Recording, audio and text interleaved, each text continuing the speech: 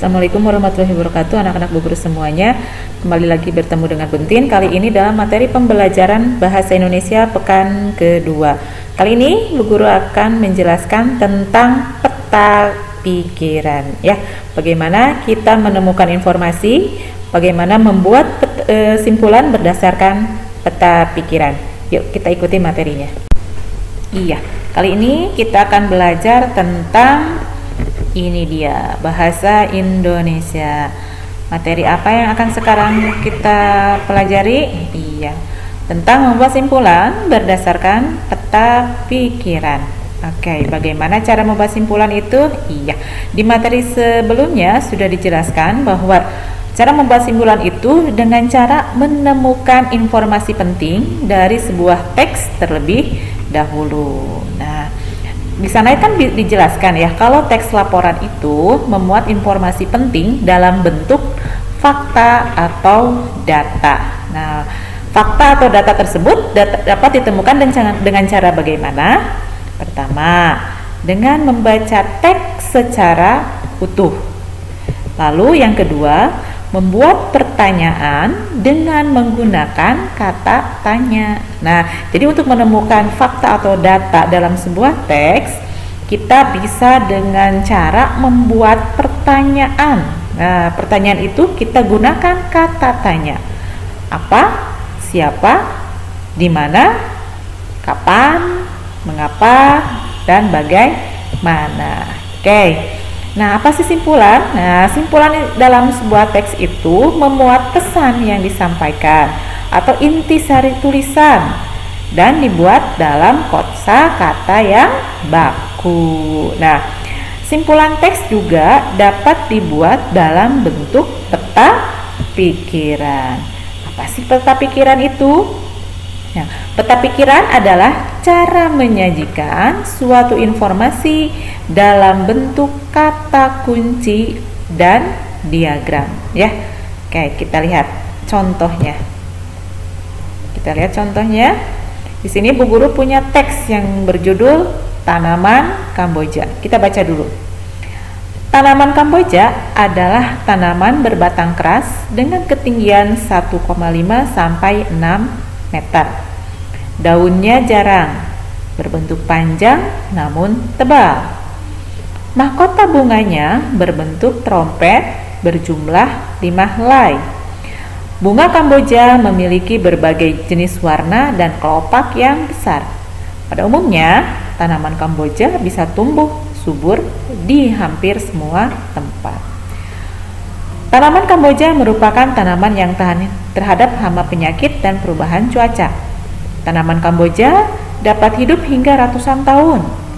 Tanaman Kamboja bukanlah tanaman asli Indonesia.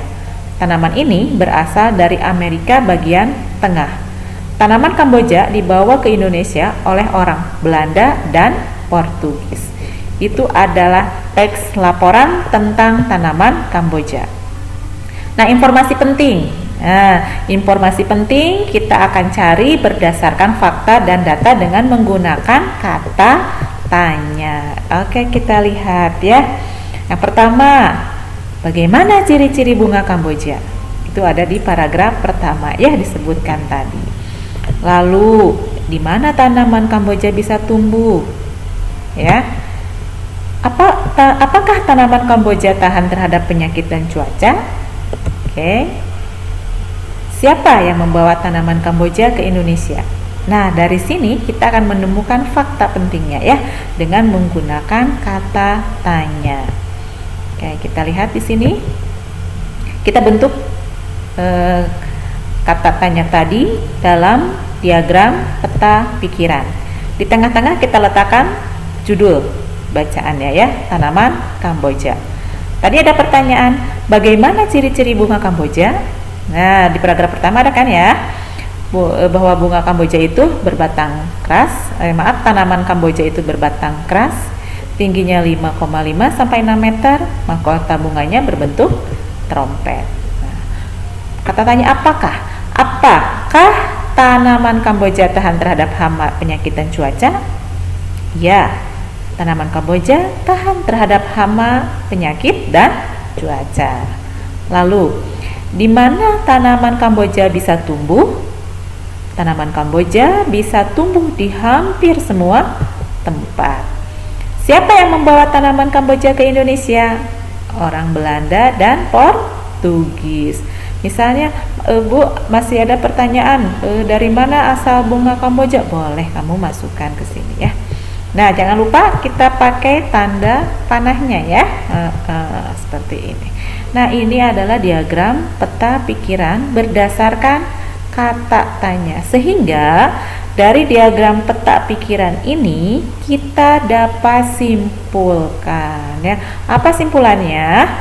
Nah, dari situ kita akan dapatkan bahwa tanaman Kamboja adalah tanaman berbatang keras yang tahan terhadap hama penyakit dan perubahan cuaca dan dapat tumbuh subur hampir di semua tempat yang dibawa ke Indonesia oleh orang Belanda dan Portugis.